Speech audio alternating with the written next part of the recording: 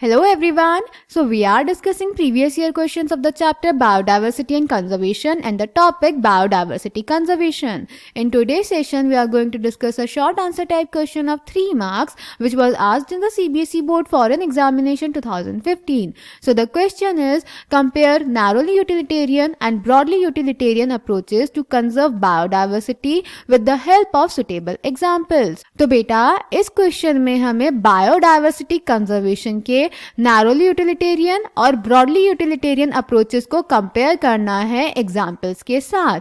So let's check the answer. तो बेटा जो नैरोली यूटिलिटेरियन आर्ग्यूमेंट्स होते हैं ये एम्फेसाइज करते हैं उन डायरेक्ट बेनिफिट्स पे जो हमें बायोडाइवर्सिटी से मिलते हैं, जैसे food, firewood, fibre, construction material, industrial products और मेडिसिनल प्रोडक्ट्स. तो बेटा अगर बायोडाइवर्सिटी नहीं होगी तो ये सारे बेनिफिट्स भी हमें नहीं मिलेंगे. फॉर एग्जाम्पल पूरे वर्ल्ड में जितने भी ड्रग्स यूज हो रहे हैं उसमें से 25% हमें प्लांट से मिलते हैं. सिमिलरली 25,000 स्पीशीज प्लांट की ऐसी हैं जो मेडिसिन बनाती हैं और हमें पता भी नहीं है ट्रॉपिकल रेन फॉरेस्ट में और कितने मेडिसिनली इंपॉर्टेंट प्लांट्स प्रेजेंट हैं. Clear.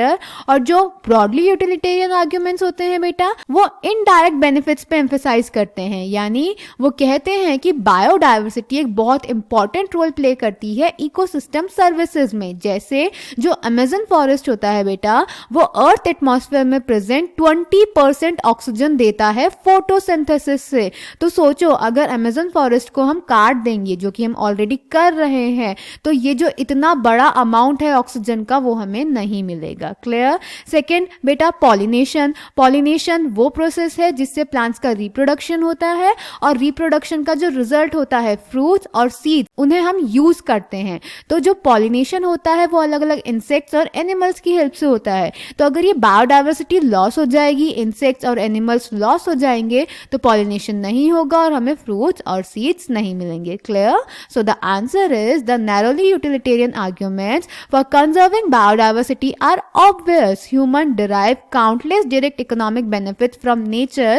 Food, that is cereals, pulses, fruits, firewood, fiber, construction material, industrial products, that is tannins, lubricants, dyes, resins, perfumes, and products of medicinal importance. More than 25% of the drugs currently sold in the market worldwide are derived from plants, and 25,000 species of plants contribute to the traditional medicines used by native peoples around the world.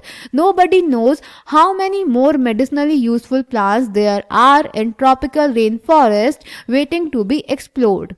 The broadly utilitarian argument says that biodiversity plays a major role in many ecosystem services that nature provides. The fast dwindling Amazon forest is estimated to produce through photosynthesis 20% of the total oxygen in the Earth's atmosphere.